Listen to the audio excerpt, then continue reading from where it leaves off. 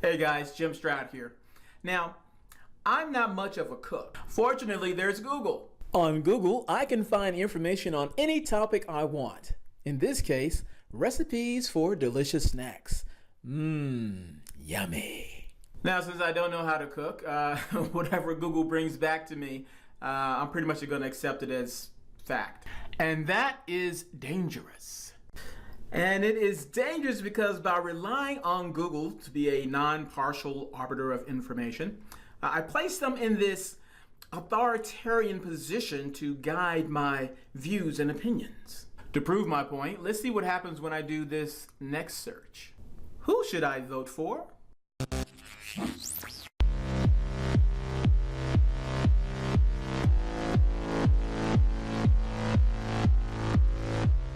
If you search for the word platform and I search for the word platform, we may get different results because Google takes into account our various search histories, our social media connections, our locations, and so forth, because Google wants to give you the best results, and more often than not, those results tend to be personalized. That being said, Google has been known to cook the books from time to time. When it comes to political candidates and issues, a new study claims Google gives more liberal-leaning search results. Analysis by CanIRank.com found Google's top search result pages were 40% more likely to have a left or far left slant. The study searched for 50 politically themed keywords or phrases, and some of the results are what you would expect. Minimum wage tended to yield more liberal results, while does gun control reduce crime resulted in more conservative ones.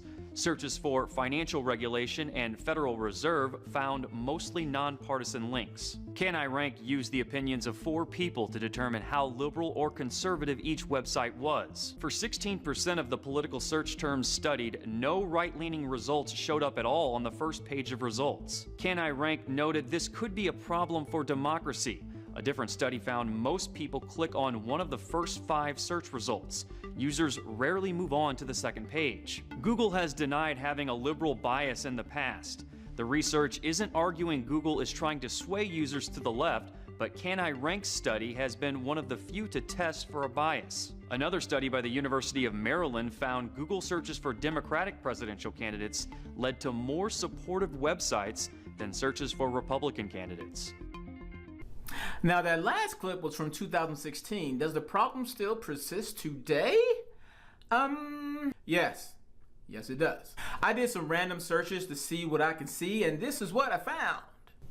If I do an image search of the word idiot on Bing, I see this. Yahoo shows me this. DuckDuckGo shows me this. And Google shows me this. Interesting. If I search Hillary Clinton the suggestions I'm given on Yahoo are all negative. On DuckDuckGo, the suggestions I'm given are also pretty negative.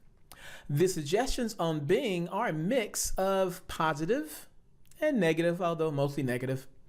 However, on Google, I get only positive results.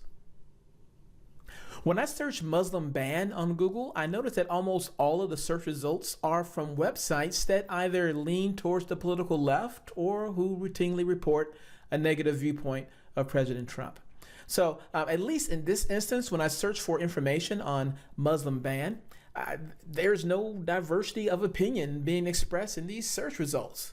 And because of that, I feel like I'm being steered to think a certain way. After discovering all of this, my initial reaction was, oh my God! Google has massive market share. Check out this chart.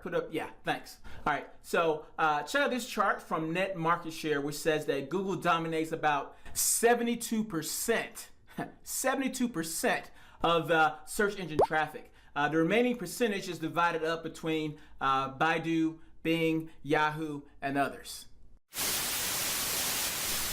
That is a lot of influence. Some would say a very dangerous amount of influence over public opinion worldwide. This is why I switched the default search settings on my browser to DuckDuckGo.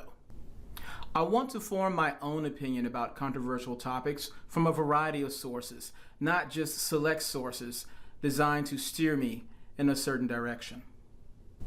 I want what I thought Google was giving me.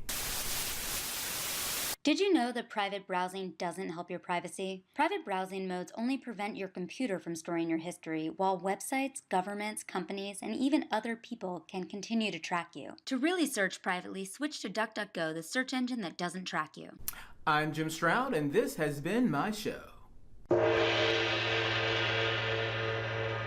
After leaving China almost a decade ago, Google might be going back.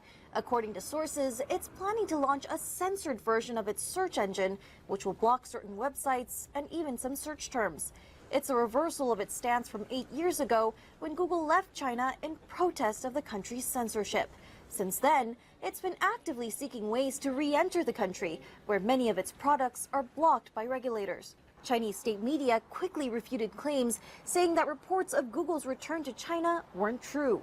But a Chinese official later confirmed with Reuters that Google had been in touch with China's cyber authorities, and a Google employee says the project is alive and genuine.